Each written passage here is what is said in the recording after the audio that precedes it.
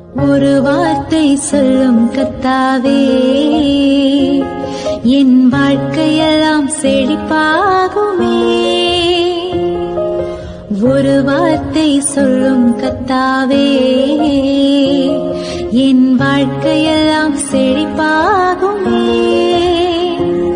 ஆண்டவராகிய இயேசு கிறிஸ்துவின் இனிதான நாமத்திலே ஒரு வார்த்தை சொல்லும் கர்த்தாவே என்ற தியான நிகழ்ச்சிக்கு உங்களை அன்புடன் வரவேற்கிறோம்.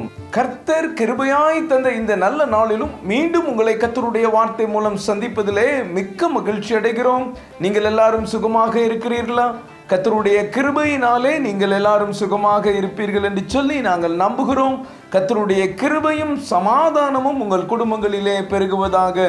நேற்றைய தினத்திலே கேள்வி நேரத்தில் கலந்து கொண்டு பதில்களை அனுப்பி கொடுத்த அனைத்து கர்த்தருடைய பிள்ளைகளையும் இயேசு கிறிஸ்துவின் நாமத்திலே வாழ்த்துகிறோம். கர்த்தர் உங்களை ஆசீர்வதிப்பாராக.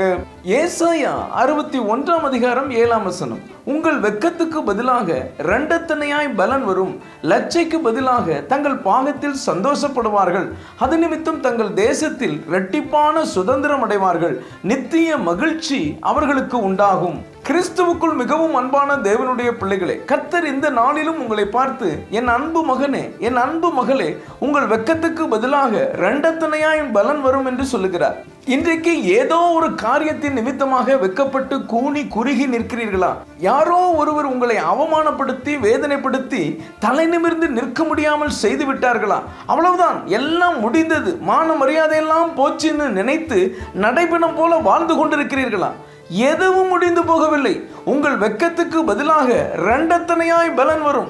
உங்கள் கவலைகள், கண்ணீர்கள், வேதனைகள் நீங்கும். நீங்கள் சந்தோஷமும் மகிழ்ச்சியும் அடைவீர்கள்.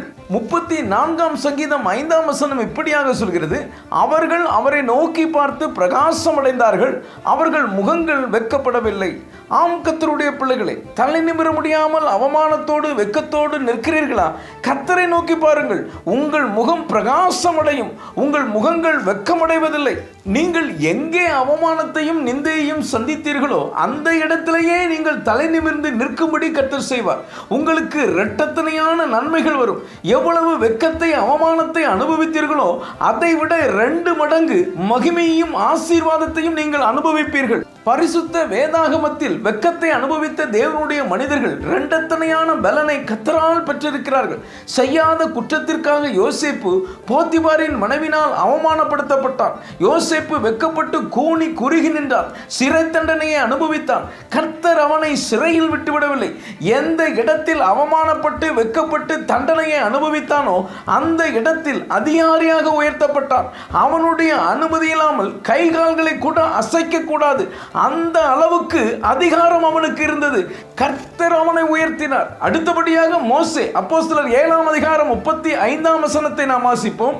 உன்னை அதிகாரியாகவும் நியாயாதிபதியாகவும் ஏற்படுத்தினவன் யார் என்று சொல்லி அவர்கள் மறுதலித்த இந்த மோசேயை தானே தேவன் முட்செடியில் அவனுக்கு தரிசனமான தூதனாலே தலைவனாகவும் மீட்பனாகவும் அனுப்பினார். மோசே எகிப்து தேசத்தில் இருந்தபோது இஸ்ரவேல் ஜனங்கள் அவனை ஏற்றுக்கொள்ளவில்லை. நீ யார் என்று கேள்வி கேட்டு அவனை அவமானப்படுத்தினர். நல்லது செய்ய நினைத்த மோசே பயந்து போய் வனாந்திரத்திற்கு ஓடி போக வேண்டியதாயிற்று. எந்த ஜனங்கள் மோசேயை அவமானப்படுத்தி துரத்தினார்களோ அதே ஜனங்களுக்கு தலைவனாக வரும்படி கர்த்தர் செய்தார். மோசேயின் வாழ்வில் வெட்கத்திற்கு பதிலாக இரண்டத்தனையான பலன் வந்தது. இப்படி வரிசையாக தேவ மனிதர்களை குறித்து சொல்லிக்கொண்டே போகலாம். என கண்பான தேவனுடைய பிள்ளைகளே, வெட்கப்பட்டு விட்டோம், அவமானம் அடைந்து விட்டோம் என்று கவலைப்படாதீர்கள்.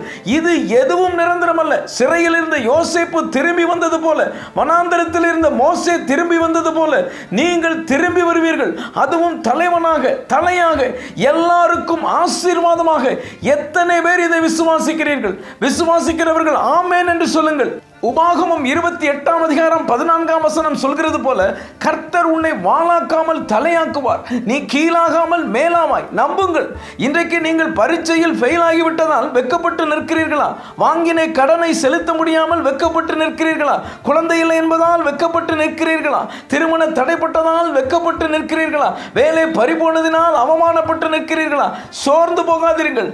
எந்த காரணமாக இருந்தாலும் உங்கள் நிலைமை மாறும். உங்கள் வெட்கத்துக்கு பதிலாக இரண்டத்தனையான பலன் வரும். நீங்கள் வெட்கப்பட்ட இடத்தில் தலை நிமிர்ந்து நிற்பீர்கள்.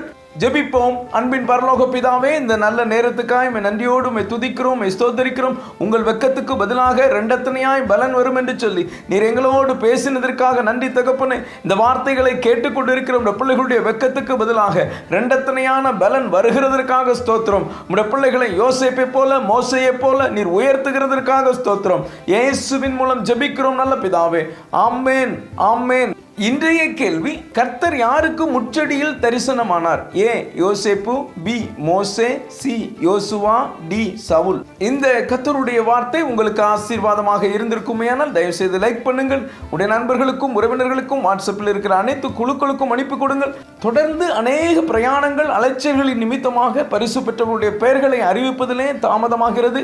தயவு செய்து பொறுத்துக் கொள்ளுங்கள். சீக்கிரமாகவே அவர்களுடைய பெயர்களை அறிவிப்போம். எங்களுக்காக ஜெபித்துக் கொள்ளுங்கள். கர்த்தர் உங்களையும் உங்கள் குடும்பத்தின் பிள்ளைகளையும் அபரிவிதமாய் ஆசீர்வதிப்பாராக.